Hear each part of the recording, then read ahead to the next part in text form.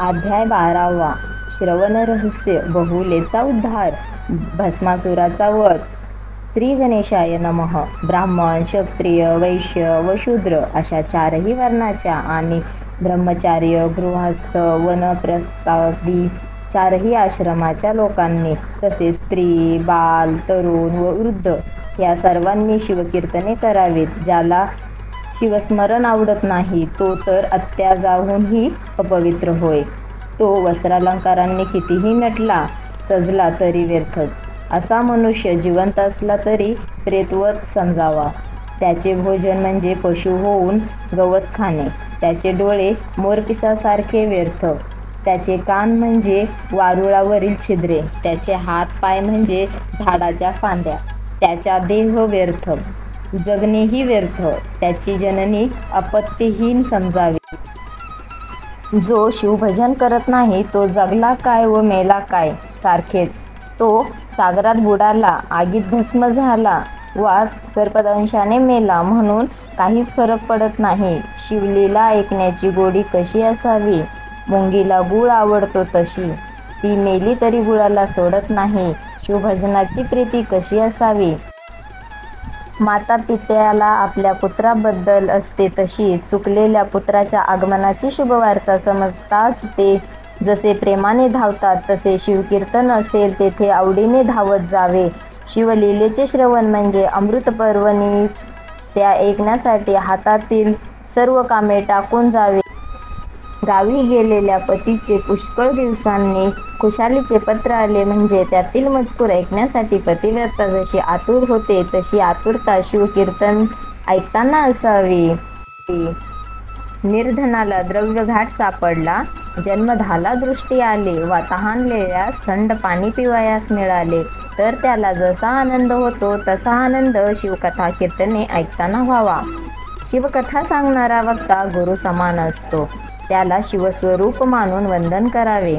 त्याची आदराने पूजा करावी. शिवचरित्र कथा म्हणजे कामधेनूच्या आचळातील अमृतमय दुग्धधारा.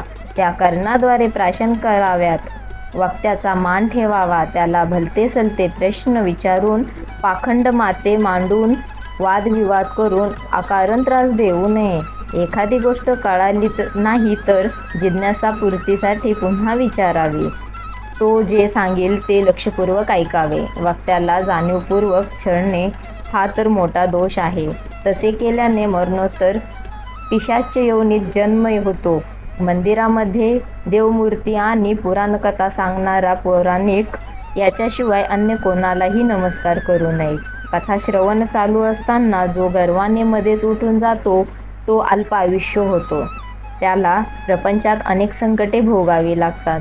जो कटकारस्थान करणारा कपटी, धूर्त, पापी दृष्टी आहे त्याला मुख्य श्रोता करू नये. श्रवण आस्थेने करावे. श्रवण करताना मनात कुतर्क असल्यास श्रवण व्यर्थ जाते. कथा सांगणे चालू असताना रसभंग करू नये. त्या दोषामुळे मरणोत्तर नरक यातना भोगाव्या लागतात. कथा चालू असताना अन्य काही बोलूच नये. मन एकाग्र करून ऐकावे म्हणजे श्रवणाचे उत्तम फळ मिळते. वक्त्याची पूजा करावी. वस्त्रे, अलंकार व दक्षिणा देऊन त्याचा सन्मान करावा. त्याला धन दिल्याने आपले धन वाढते. त्याला रत्ने दिल्याने आपले डोळे तेजस्वी होतात. त्याला अलंकार दिल्याने आपली प्रतिष्ठा वाढते. त्याची षोडशोपचारे पूजा केल्याने शंकर प्रसन्न होतो. त्याला आपण जे अर्पण करतो त्या सर्व गोष्टी आपल्याला अनेक पटीने परत प्राप्त होतात. त्याला उदाहरण हस्ते देणाऱ्या कधीही दारिद्र्य येत नाही. त्या उदार श्रोत्याला शिवपद प्राप्त होते. शिवकथा श्रवणाने तो निष्पाप होतो. कथा श्रवण करताना पागोटे घालून बसू नये. जे विडा चगळत कथा श्रवण करतात त्यांना यमदूत अनेक यातना देतात असे व्यासाचे वचन आहे. कथा ऐकताना निद्रा येत असेल तर ती हर प्रयत्नाने उघडवून द्यावी. कथा ऐकताना अंतःकरण सद्गत होऊन डोळ्यात पाणी आले तर झोप कशी येईल. एखादा मनुष्य आपली आयुष्यभराची कमाई चोरीला जाऊ नये म्हणून क्षणोक्षणी जागरूक असतो. कथा श्रवण करताना तशीच जागरूकता हवी. निद्रा अनावर झाल्यास हात जोडून उभे राहावे. आशयाकडे लक्ष देऊन ऐकावे. मनामध्ये अहंता धरून वक्त्यापेक्षा उंच अशा जागेवर बसू नये. त्या दोषामुळे कावळ्याचा जन्म येतो. जे विरासन घालून श्रवणास बसतात त्यांना वृक्षाचा जन्म येतो. जे पाय पसरून श्रवणास बसतात त्यांना यम काठीने झोडपतो. जे विनंती करूनही ऐकत नाहीत, बळेच जेटा घालून बसतात त्यांना यमदूत नरकात टाकतात. जे कथा कीर्तन ऐकताना झोपतात त्यांना अजगराचा जन्म येतो. जे पुराणिकाला नमस्कार केल्याशिवाय बसतात ते कळकाचे झाड होतात. जे कथा श्रवण अन्य गोष्टी बोलतात ते बेडूक होतात. जे कथा ऐकताना प्रसंगाला अनुसरून आनंदाने टाळ्या वाजवत नाहीत ते प्रपंचात दुःखच भोगतात. जे शिवकीर्तनाला महत्त्व देत नाहीत ते कुत्र्याच्या जन्माला जातात. जे शिवकीर्तनाविषयी उद्धट वचने बोलतात ते सरड्याच्या जन्माला जातात. जे शिवकीर्तन आदराने श्रवण करत नाहीत त्यांना डुकराचा जन्म मिळतो. जे शिवचारित्र्याची निंदा करतात वा टवाळणी करतात ते लांडगे होतात. वक्त्याला आसन देणारा शिव सान्निध्य प्राप्त करतो. त्याला वस्त्रे देणाऱ्यास अन्नाची कमतरता पडत नाही. पुराणकथेचे श्रवण केल्याने अंगी भक्ती आणि वैराग्य बांधते. मनास अनुपात होऊन ते शुद्ध होते. याविषयी एक कथा सुतांनी शौनकादिकांना सांगितली ती ऐका. बहुलेचा उद्धार. सूत म्हणाले, श्रोते हो, दक्षिणेकडील बशकाल नावाचा एक गलिच्छ गाव होते. तेथील सर्वच लोक अनाचारी, व्याभिचारी, नीतिमत्तेची जराही चहाड नसलेले व धर्म सोडून दिलेले असे होते. चोऱ्या करणे, चहाड्या करणे, दारू पिणे, वाटमाऱ्या करणे, दुराचार करणे, मातापित्यांचा द्रोह करणे हा तेथील नित्याचा व्यवहार होता. मग तेथे जप, तप, अग्निहोत्र, वस्त्रे, वेद, शास्त्रे या गोष्टी कोठून असणार? अशा प्रकारे तेथील सर्व लोक अत्यंत अपवित्र असेच होते. त्या गावात विदुर नावाचा एक कोमलरूप ब्राह्मण राहत असे. तो नेहमी वेश्यागमन करायचा. बहुला ही त्याची पत्नी, तीही व्याभिचारिणी होती. एके दिवशी ती आपल्या जराशी एकांतात रममाण झाली असताना विदुराने तिला पकडले. जार पळून गेला. विदुराने तिला पुष्कळ मारले, लाथाबुक्यांनी कुदविले. तीही संतापली. नवऱ्याला म्हणाली, मला कशाला मारतोस? तू वेश्याकडे जातोस, मग मी जारकर्म केले म्हणून काय बिघडले? विदुर म्हणाला, या जारकर्मातून तू बरेच धन मिळवले आहेस, ते सर्व मला देऊन टाक, अन्यथा तुझी धडगत नाही. पत्नी म्हणाली, माझ्याकडे द्रव्यच नाहीत, मग तुला कोठून देऊ? ते ऐकताच विदुराचा पारा चढला. त्याने बायकोला आणखीन मारझोड केली. तिच्या अंगावरचे सर्व दागिने काढून घेतले, घरातले सर्व द्रव्यही घेतले आणि ती सर्व संपत्ती त्याच्या आवडत्या वेश्येला दिली.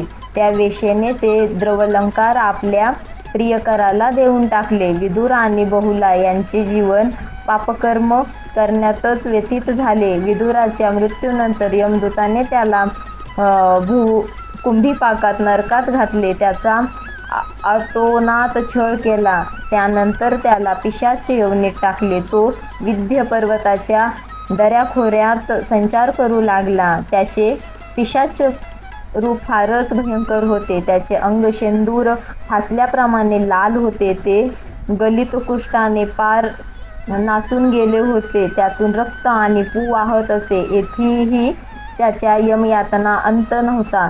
त्याला काटेरी वनात राहावे लागे. त्याला खायला प्यायला मिळत नसे. तो तहानभुकेने व्याकुळ होऊन अरण्यातून ओरडत फिरायचा. अंगाला आळेपिळे द्यायचा. झाडाच्या फांद्यांवर स्वतःला उलटे टांगून घ्यायचा. अशा प्रकारे तो विदुर ब्राह्मण आपल्या पापकर्माची फळे भोगत होता. बहुला विधवेचे आयुष्य काढू लागली. तिला एक मुलगा होता, पण तो कोणापासून झाला हे तिलाच माहीत नव्हते. काही दिवस घरात राहिल्यावर ती कंटाळली. पुढे शिवरात्रीचे पर्व आले. यात्रेकरू गोकर्ण क्षेत्रात निघाले. त्यांच्या हाती ध्वज आणि पताका होत्या. ते वारंवार शिवनामाचा घोष करत होते. नानाविध वाद्यांचा गजर, शंकराचा जय जयकार करत, शिवलीलेचे गायन करत आनंदाने पुढे जात होते. त्या सज्जन यात्रेकरूंना पाहून बहुलेला प्रसन्नता वाटली. आपल्या मुलाला बरोबर घेऊन तीही त्यांच्या सामील झाली. मंडळी गोकर्ण क्षेत्रास आली. लोकांबरोबर बहुलेनेही स्नान केले. महाबळेश्वराचे दर्शन घेतले. त्यानंतर ती पुराण ऐकण्यास बसली. जार कर्म करणाऱ्या स्त्रीला नरकात टाकून यमदूत किती भयंकर यातना देतो ते पुराणिका बुवा वर्णन करून सांगत होता. ते निरूपण ऐकून बहुला घाबरली. आपली पापकर्मे आठवून पश्चातापाने रडू लागली. बहुलेची अवस्था बघून पौराणिकाला दया आली. त्यांनी तिची आस्थेने विचारपूस केली. त्याचे सांत्वन मृद शब्द ऐकून तिला धीर आला. आपण केलेली सर्व पापकर्मे तिने त्याला रडत हरडत कथन केली व पुढे म्हणाली, गुरुजी, अंतकाळी या दुष्कृत्याबद्दल यमदूत मला मारतील. त्यावेळी मला कोण सोडवेल? त्या यातना ते दुःख मी कसे सहन करणार? यमदूत गळ्यात पाश घालून मला तापलेल्या शास्त्रांनी मारतील. माझी नाना प्रकारे विटंबना करतील. मला काटेरी वनातून हिंडवतील. मला बांधून नरकात उलटे टांगतील. तांब्याच्या तप्त भूमीवर लोळवितील. तीक्ष्ण शस्त्रे पोटात खुपसवतील. मिरच्यांच्या धुरी देतील. मला जमिनीत गाडून तापवलेले तीक्ष्ण बाण मारतील. मला सुळ्यावर चढवतील. पायात मोठाल्या शिळा बांधून भयंकर नरक यातना घालवतील. त्यावेळी मी काय करू? सुटकेसाठी कोणाची प्रार्थना करू? त्या दुःखाच्या नुसत्या कल्पनेनेच माझ्या अंगाचा थरकाप होत आहे. आता मला झोप येत नाही. अन्नपाणी गोड लागणार नाही. मी कोणाच्या आश्रयास जाऊ? कोणाचे पाय धरू? तिला रडू आवरेना. तिने पौराणिकाला हात जोडले व म्हणाली, तुम्ही मला गुरुस्थानी आहात. मला मार्ग दाखवा. माझा उद्धार करा. मी तुम्हाला शरण आहे. तो पौराणिक ज्ञानी होता. त्याने बहुलेला नमः शिवाय या मंत्राचा उपदेश केला. तिला शिवमंदिरात शिवलीला अमृत कथा सांगितली. तो सर्व ग्रंथ तिने अत्यंत आदराने श्रवण केला. अन्य ग्रंथही ऐकले. या सत्संगतीने ती विरक्त झाली. तिचा मोह गेला. चिंतातीत उद्योग नष्ट झाला. नामस्मरण चालूच होते. त्याच्या प्रभावाने तिची सर्व पापे, तिचे सर्व दोष जळून गेले. आरशावरील धूळ नाहीशी झाली. लोखंडाला परिस्पर्श झाला. कष्ट अग्निरूप झाले. आहोळ गंगेला मिळाले. शिवनामाने बहुलेचे कार्य झाले. जप करणे, ज्ञान होणे, मग समग्र ध्यान, मग शिवस्वरूपाचेच श्रवण, त्याचेच चिंतन, अहोरात्र त्याचाच ध्यास, त्याच्याच प्राप्तीची तळमळ, साधना मार्गातील या चढत्या पायऱ्यांची फलश्रुती म्हणजे साक्षात्कार. बहुला निर्दोषी झाली. श्रवण भक्तीने पावन झाली. अहोरात्र शिवकीर्तन करू लागले. मुक्त झाली. श्रवण भक्तीची थोरवी काय सांगावी. श्रवणाने महापातके पावन होतात. श्रवणाने या जन्मात मुक्ती मिळते. तीर्थयात्रा नको, अपार कष्ट नको, बस एकाग्रतेने श्रवण करावे. त्यानेच जन्माचे सार्थक होते. ज्याला सत्संग व श्रवण घडत नाही त्यानेच तीर्थयात्रा करावी. आदराने श्रवण करावे. त्या श्रवणात अहंकार लवलेश नको. मग यमनियादमी, अष्टांग योग, याग, व्रत, जप, तप असे कोणतेही सायास करावे लागत नाहीत. श्रवण हे चारही वर्णाश्रमाच्या लोकांना पावन करणारे आहे. श्रवणाने नवविधा भक्तीच हाती येते. असो, बहुलेलेला सत्संगती आवडू लागली. गोकर्ण क्षेत्री राहून ती अखंड गुरुसेवा करू लागली. तिने जटा वाढविल्या, वल्लकले धारण केली, मृगजीन नेसू लागली. ती नित्यनेमाने तीर्थस्नान करायची, सर्वांगी भस्म लावायची, रुद्राक्ष धारण करायची, महाबळेश्वराचे दर्शन घ्यायची. आप्तजन, घरपरिवार या सर्व गोष्टीचा त्याग करून ती गुरुसेवेत रममान्य झाली. या साधनेने तिची त्रिदेह शुद्धी झाली. शंकर तिच्यावर प्रसन्न झाला. त्यांनी दिव्य विमान पाठवून तिला शिवलोकी नेले. बहुला एवढी पापिनी पण शिवकृपेने तरुण गेली. तिला उत्तम गती मिळाली. ते पाहून 14 भुवनातील लोक थक्क झाले. शिवसन्मुख गेल्यावर बहुलेने त्यांची स्तुती केली. अंबेचीही स्तुती केली. त्यामुळे भगवती पार्वती प्रसन्न झाली. तिने बहुलेला वर मागण्यास सांगितले. तेव्हा ती म्हणाली, माते, माझ्या पतीला अधोगती प्राप्त झाली असणार, पण तो कोठे आहे ते मला माहीत नाही. तू त्यालाही पावन कर, त्याचा उद्धार कर, त्याला येथे घेऊन ये. आंबेने दिव्य दृष्टीने पाहिले. तिला बहुलेचा पापी पती विंध्याचलाच्या दऱ्याखोऱ्यात पिशाच होऊन रडत भटकत असलेला दिसला. ती बहुलेला म्हणाली, मुली, तुझा पती विंध्याचलावर पिशाच येऊन भयंकर दुःख भोगत आहे. या तुंबराला बरोबर घेऊन तू त्याच्याकडे जा. त्याला शिवकथा ऐकव, म्हणजे त्याचे सर्व पाप जळून तो निष्पाप होईल. मग त्याला तेथे घेऊन ये. जगदंबेच्या आज्ञेनुसार बहुला विंध्या पर्वतावर गेली. तेथे आपला पती पिशाच रूपाने नग्न हिंडत असलेला पाहून तिला अतिशय वाईट वाटले. तुंबराने त्याला धरले, बलपूर्वक एका वृक्षाला बांधले. मग त्याने वीणा झंकारली. पिशाच झालेला विदुरासमोर तो शिवलीलेचे मधुर गायन करू लागला. त्या प्रभावाने विदुराला पूर्वस्मृती आली. तो मला सोडवा अशी विनंती करू लागला. तुंबराने त्याला मुक्त करताच त्याने त्याचे पाय धरले व म्हणाला, तू धन्य आहेस. तू माझ्यासारख्या पाप्याला पावन केलेस, आपला उद्धार केलास. म्हणून त्याने बहुलेची प्रशंसा केली. तुंबराने त्याला नमः शिवाय या मंत्राचा उपदेश केला. त्या मंत्रजपाने विदुराचे स्वरूप पालटले. तो दिव्य रूप झाला. तेवढ्यात तेथे एक तेजस्वी विमान आले. त्यात बसून ते तिघेही शिवलोकी गेले. शिवगणांनी विदुराला सन्मानाने शिवापुढे नेले. विदुरा आणि बहुला यांनी शंकराला वंदन केले. तेव्हा मीठ पाण्यात विरघळावे, कापूर ज्योतीत विलयास जावा, नादाने नभात विलीन व्हावे, गगनाने सागरात समाविष्ट व्हावे. तशी ती उभयता शिवस्वरूपी एकरूपी झाले.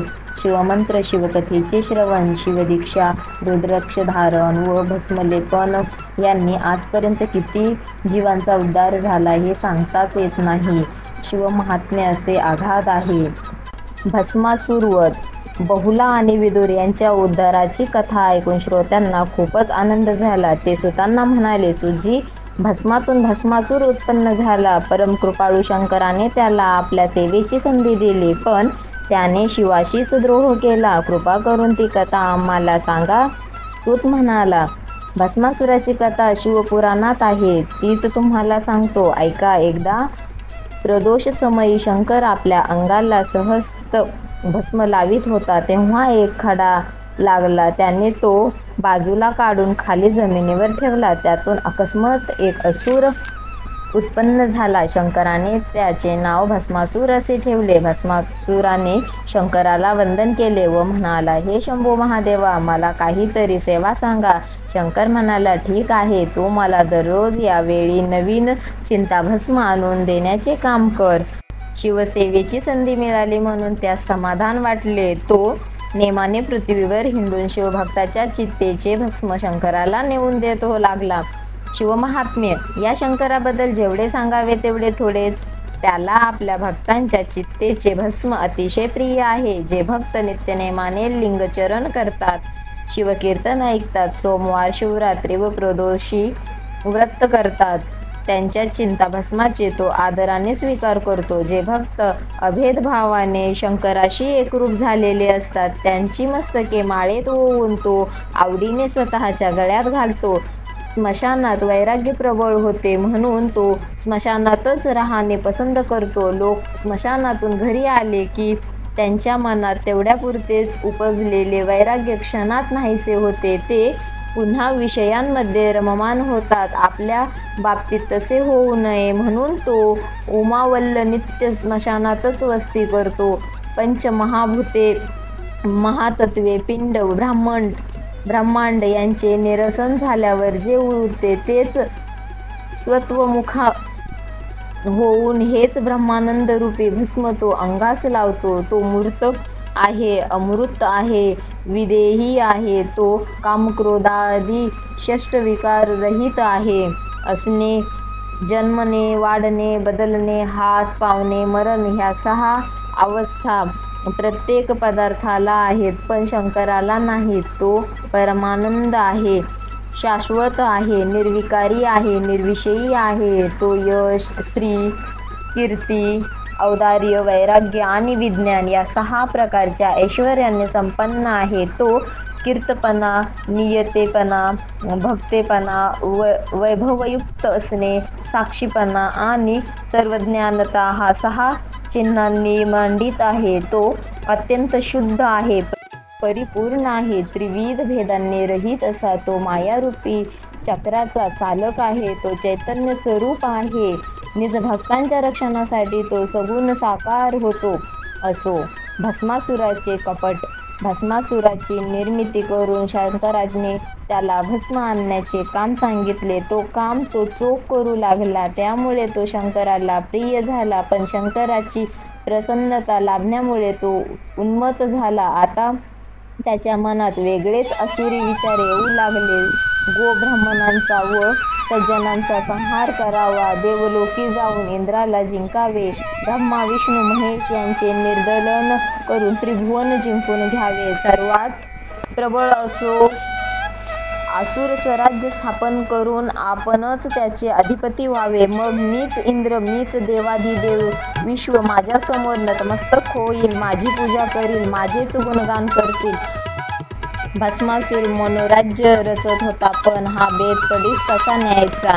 त्याने युक्तीनेच डाव टाकायचे ठरवले. तो कपटबुद्धीने धरून शंकराकडे गेला व म्हणाला, स्वामी, मला रोज पुष्कळ हिंडावे लागते. सध्या भूलोकी 4 लक्ष माणसे आहेत. मृत्यूचे प्रमाणही कमी आहे. त्यामुळे शुद्ध भस्म मिळत नाही. माझ्या नित्यनेमात खंड पडू नये म्हणून मी सतत प्रयत्न करत असतो. पण हे किती दिवस चालणार? शंकर म्हणाला, तुझे म्हणणे बरोबर आहे. यातून काहीतरी मार्ग काढलाच पाहिजे.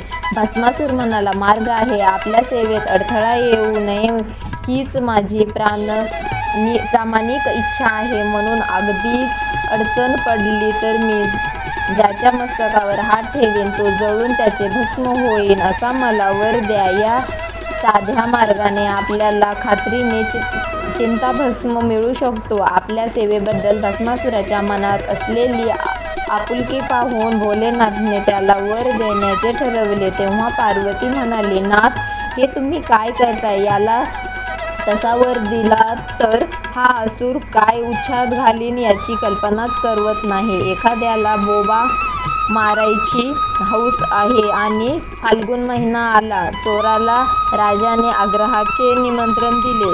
व्यभिचारी मनुष्याला स्त्रीराज्याचे प्रभुत्व मिळाले. दारुड्याला शिंदेचे वन दाखवले. आधीच मारकट त्यात मद्य प्यायला. त्यातच त्याला विश्वकंदक्ष झाला आणि त्यावर त्याला अंगात भूताने संचार केला तर काय अनर्थ होईल हे सांगता येत नाही. त्यावेळी पार्वतीच्या म्हणण्याला दुजोरा देत षडानन, गजानन, वीरभद्र व नंदी या सर्वांनी ते सांगितले. पण भस्मासूर आपला सेवक आहे. तो दिलेल्या वराचा कधीच दुरुपयोग करणार नाही, असा विश्वास व्यक्त करून शंकराने भस्मासुराला अपेक्षित असलेला वर दिला. तो भयंकर वर मिळताच भस्मासुराला अत्यानंद झाला. प्राणी भयभीत झाले. देव संकटी पडले. शंकराच्या वरप्रसादाने भस्मासुराला विवेक राहिला नाही. तो भूलोकी आला. तेथे गोब्राह्मण, संत, सज्जन, भगवत दत्त, ऋषीजन यांच्या मस्तकावर हात ठेवून त्यांना भस्म करू लागला. त्यांनी अनेक राजांना, सैन्यांना व परिवारासह यमसदनी धाडले. भयंकर नरसंहार केला. त्यामुळे सर्वत्र हाहाकार उडाला. ब्राह्मण व सर्व लोक त्याच्या भीतीने पार्वतीच्या व गृहांच्या आश्रयास गेले. कोणीही बाहेर फिरकेना. बलाढ्य, महावीर, पराक्रमी योद्धा यांचेही त्याच्यापुढे काहीच चालेना. अशा प्रकारे नित्य संहार करून भस्मासूर शंकराला चिंताभस्म देण्याची सेवा विनम्र भावाने करीत होता. त्यामुळे त्या कैलासनाथाला त्याच्या कारस्थानाचा जराही सुगावा लागला नाही. अशा प्रकारे पृथ्वीवर अंतक माजविलेल्या भस्मासुराने पुढील योजना आखली. आता देवांसहित इंद्राला ठार करावे. मग ब्रह्मा, विष्णू, महेश यांना नष्ट करून त्रिभुवन सुंदरी पार्वतीस हरण करावे, असे बेत त्याच्या मनात शिजू लागले. इकडे सहस्त्र ऋषी व प्रजाजन इंद्राला शरण गेले. त्यांच्याकडून भस्मासुराच्या अत्याचाराचा कथा ऐकून इंद्रही धास्तावला. त्या सर्वांना घेऊन तो ब्रह्मदेवाकडे गेला. ब्रह्मदेव त्याच्यासह विष्णूकडे गेले. त्यांचे गाराणे ऐकून विष्णूही चिंतामग्न झाला. शेवटी ते सर्वजण शंकराकडे गेले. विष्णूने त्याला सर्व हकीकत सांगितली व म्हणाला, हे सदाशिवा, भस्मासुराने सर्वांना भस्म करून विश्वाचा अधिपती होण्याचे ठरवले आहे. आमच्या जीविताची शाश्वती नाही. तो उन्मत्त असुर तुझ्याही हात करण्याचे मागे पुढे पाहणार नाही. पार्वतीला सांभाळ, तो दुष्ट भस्मासूर तिला पळवून नेईल. शंकर हसून म्हणाला, भस्मासुराचा मृत्यू जवळ आला आहे. तुम्ही निश्चिंत होऊन स्वस्थानी जा. तो असे बोलतच असतानाच भस्मासूर चित्ताभस्म घेऊन तेथे अकस्मात प्रकट झाला. देव आणि ऋषी आपलेच गाराणे घेऊन आले आहेत हे त्याने ओळखले. तुच्छतेने मान उडवून तो म्हणाला, आज जे जे येथे आले आहेत त्या सर्वांचे मी उद्याच भस्म करणार आहे. ते ऐकून शंकर क्रोधाने म्हणाला, अरे अधमा, मी दिलेल्या वराने तुझी बुद्धी फिरली. केवढा निरसहार केलास.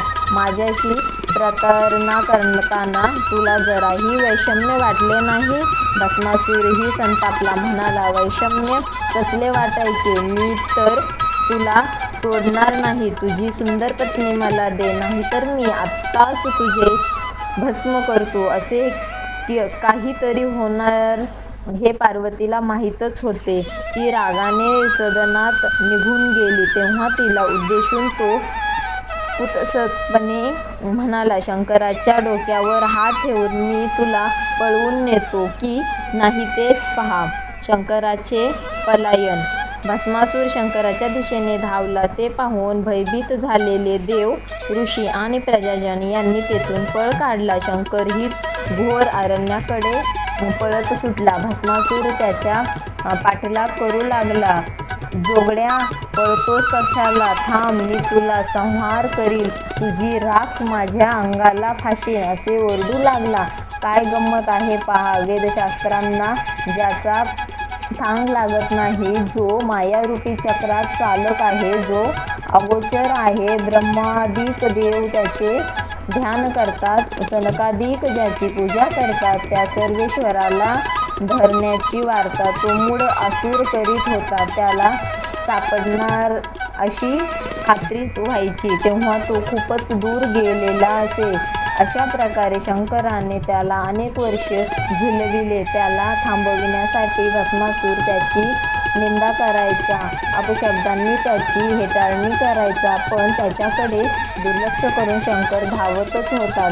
वेदांच्या तर्काची गती खुंटली. शस्त्रे घोकून शास्त्रज्ञ थकले. सर्व विद्या एकवटल्या तरी कोणालाही ज्याचे आकलन होत नाही. तो कैलासाचा नाथ केवळ प्रेमाने आपलासा होतो.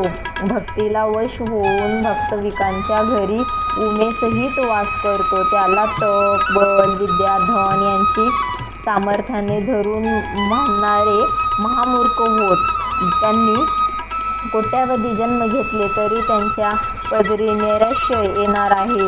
अहो, थोरा मोठ्यांना ज्यांची प्राप्ती होत नाही, तो शंभू त्या उन्मत्त भस्मासुराला कसा बरं सापडणार?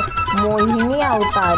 शंकराची अवस्था पाहून पार्वती चिंताग्रस्त झाली. तिने आपल्या बंधूला विष्णूला साकडे घातले. त्याचा धावा करू लागले. म्हणाली, हे ब्रह्मदेवाच्या जनका, हे कमलनयना, कमलनाभा, कमलधारका, कमलप्रिया, हे असुरमर्दना, शेषयना, हे जगतविद्या, जगतव्यापका, जगतरक्षका, जगदूत द्वारका, जलाधशयना, जनार्दना, तू माझ्या पार्वतीवरील संकटाचे निरसन कर. त्याला भस्मासुरापासून सोडव. तेव्हा आपल्या भगिनीची आर्तता जाणून विष्णूने आपल्या अभिनच लीलाकृतत्वाने दाखवले. निरूपण सुंदर असे मोहिनी रूप धारण करून तो भस्मासुराच्या मार्गात उभा राहिला. शंकराने तत्काळ एका वृक्षाचे रूप घेतले आणि मोहिनी रूप धारण केलेला विष्णू काय करतोय ते कौतुकाने पाहू लागला. देवही उत्सुकतेने पाहू लागले. तेवढ्यात भस्मासूर थापा टाकत आला. मोहिनीला पाहून तो जागीच थक्कवला. त्याने नितांत सुंदर नारीला नुसत्या दर्शनाने तो पुरता हुरहुरला. त्याच्या मनात तिला प्राप्त करण्याची अभिलाषा दाटून आली. त्याला दिसेल अशा रीतीने मोहिनी नृत्य करू लागली. तिचे लावण्य, तिच्या मनमोहक नृत्यमुद्रा, तिचे शृंगारिक नेत्रकटाक्ष हे सर्व पाहून तो असुर अगदी तन्मय होऊन गेला. तिला गाठून तो म्हणाला, हे सुंदरी, लक्ष्मी आणि पार्वतीने लज्जित व्हावे असे तुझे देखणेपणा आहे. तू माझ्या मनाला अक्षरशः मोहित केले आहेस. तुझ्यावर हा जीव ओवाळून टाकावा असे वाटते. माझा मनोरूप मृग तुझ्या नेत्रकटाक्षाच्या बाणांनी पार घायाळ झाला आहे. माझा चित्तरूपी मासा तुझ्या शृंगाराच्या जाळ्यात अगदी गुरफटून गेला आहे. तू मला वरमाला घाल माझी हो, मी निरंतर तुझे दास्य करीन. त्याची लटपट त्याच्या चेहऱ्यावर स्पष्ट दिसत होती. मोहिनीने जाणले हा असुर आपल्या कद्य आला आहे. तिने तात्काळ डाव टाकला. ती म्हणाली, मी तुला नक्की वरील. आता मी काय सांगते ते लक्षपूर्वक ऐक. तो वटवृक्ष पाहिलास, त्यात माझे आराध्य दैवत आहे. त्याला मी लग्नाआधी भावी पत्नीसह तुझ्या सन्मुख नृत्य व गायन करीन असा नवस केला आहे. म्हणून तूही माझ्याबरोबर त्यांच्यापुढे नृत्य गायन कर. मी जसे मुद्राभिनय, हस्तसंकेत व पदन्यास करीन तसेच तूही कर. त्यात जराही चूक होता कामा नये. तुझे झाले तर माझे दैवत तुझ्यावर कोपेल. ते अतिशय कडक दैवत आहे. ते प्रसन्न झाले तर सर्व कल्याण करील, पण रागावले तर सर्व ब्रह्मांड जाळून टाकील असे त्यांचे अगाध सामर्थ्य आहे. भस्मासूर म्हणाला, एवढेच ना, तुझ्या प्राप्तीसाठी मी तू सांगशील ते नृत्य करीन. अशा प्रकारे भस्मासुराला आपल्या मोहपाशात अडकावून मोहिनीने त्याला वटवृक्षापाशी आणले. तेथे आपल्या दैवताला वंदन करून ती नृत्य गायन करू लागली. तिचे गायन ऐकून गंधर्व आणि किन्नर तल्लीन झाले.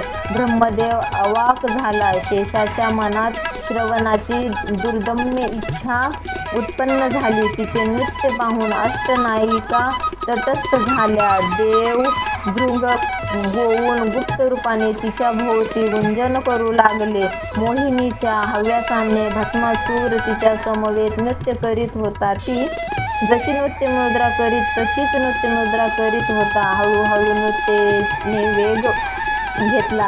हावभाव आणि पदन्यासाची गती वाढली. दोघेही देहभान विसरून नृत्य करीत होते आणि एका बेसावध क्षणी मोहिनीने करामत दाखवली.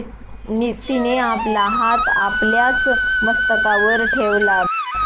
भस्मासुरानेही तसेच केले आणि व्हायचे तेच झाले. त्याला मिळालेले वरदान त्याच्यासाठी श्रापच ठरले. त्रिभुवनाचा स्वामी होण्याचे स्वप्न पाहणारा भस्मासूर क्षणार्धातच जळून खाक झाला. मागे उरले फक्त मुठभर भस्म. कार्यसिद्धी झाली होती. मोहिनीचे रूप टाकून विष्णूने चतुर्भुज रूप धारण केले. वटवृक्ष अदृश्य होऊन शंकर प्रगट झाला. हरिहराची भेट झाली. देवांनी आनंदाने पुष्पवृष्टी केली. शंकराने मोहिनी रूप पाहिले तेव्हा एक दिव्य घटना घडली. शंकराचे अमोघ वीर्य सखील होऊन भूमीवर पडले. त्याचे 8 भाग होऊन त्यातून असिस्त, अंगार, चंद्र, क्रोध, उन्मत्त, कपाल, भीष्म आणि संहार हे अष्टभैरव उत्पन्न झाले. हे भैरव शंकराचे अंश अवतार म्हणून प्रख्यात आहेत. भस्मासुराचा वध झाल्याची वार्ता हा म्हणता त्रिभुवनात पसरली. सर्वत्र आनंदी आनंद झाला.